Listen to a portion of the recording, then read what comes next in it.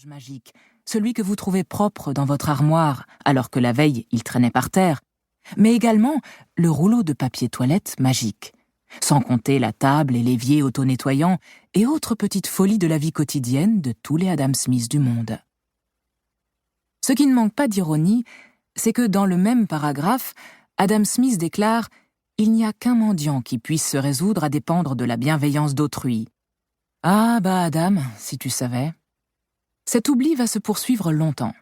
Et en dehors des cercles initiés, on continue de conjuguer l'économie au masculin. Le discours dominant considère le couple, le foyer, le ménage, comme une unité. Il s'agit même de l'unité économique de base. On a l'habitude d'entendre dire que les ménages ont confiance, les ménages ont épargné, les ménages ont dépensé. Que cette entité soit constituée de deux individus distincts, ayant des revenus différents, est un point aveugle. Peu d'économistes observent la circulation de l'argent au sein des couples. Et si ce livre peut exister, c'est précisément grâce aux chercheurs et aux chercheuses qui ont décidé d'explorer ce territoire. Qui a payé les courses samedi après-midi ? Qui a accès aux ressources financières ? Qui a pris un temps partiel et subi une perte de revenus pour s'occuper des enfants ? Ces interrogations d'ordre pratique en amènent d'autres. Y a-t-il des caractéristiques qui dépasseraient les classes sociales et concerneraient toutes les Françaises ? On n'entend pas non plus parler du pouvoir d'achat des Françaises. Jamais on ne voit un débat où des spécialistes se demandent comment améliorer le pouvoir d'achat des femmes. Comme on part du principe qu'il n'y a pas de spécificité de leurs conditions économiques, on imagine que ce qui profite aux hommes profite aux femmes de manière égale.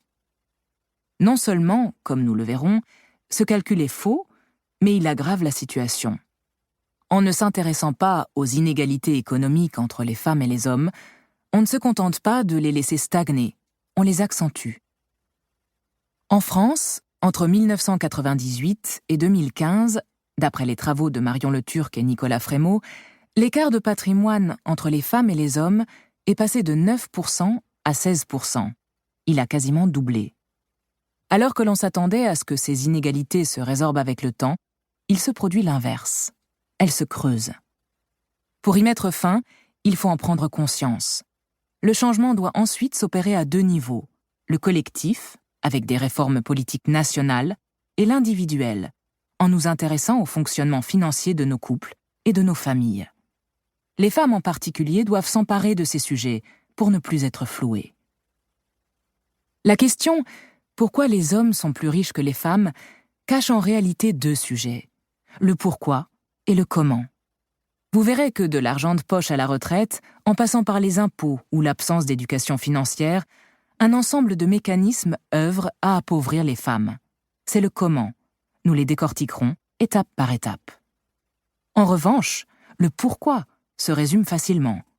On continue d'associer la féminité au don, donc à la gratuité, et la masculinité au pouvoir, donc à l'argent. Ces présupposés se retrouvent dans nos politiques fiscales et économiques, aussi bien que dans la manière dont les familles fonctionnent au quotidien. La dynamique du don chez les femmes est simple. On leur a assigné une mission. Elles doivent s'occuper des autres. Et elles doivent le faire gratuitement. On attend d'elles une forme de sacrifice. Une femme qui veut protéger ses intérêts, ou pire, gagner de l'argent, est perçue comme dénaturée, puisque cela va à l'encontre de nos représentations de la féminité. Si elle ne fait plus passer les autres avant elle, elle n'est plus tout à fait une femme. Grosso modo, la femme féminine est forcément dépendante financièrement. C'était d'ailleurs ce que préconisaient explicitement les lois jusqu'à récemment. Elles mettaient la femme mariée sous la tutelle économique de son mari. À travers deux chapitres historiques, nous verrons comment les femmes se sont battues pour avoir le droit de gagner leur propre argent. L'erreur consiste à croire que cette lutte est finie, qu'en obtenant l'autorisation d'avoir un compte bancaire, les femmes ont gagné l'égalité et que le reste ne dépend que de la classe sociale ou de choix personnels. Le fonctionnement de la société et celui des couples se font au détriment des femmes.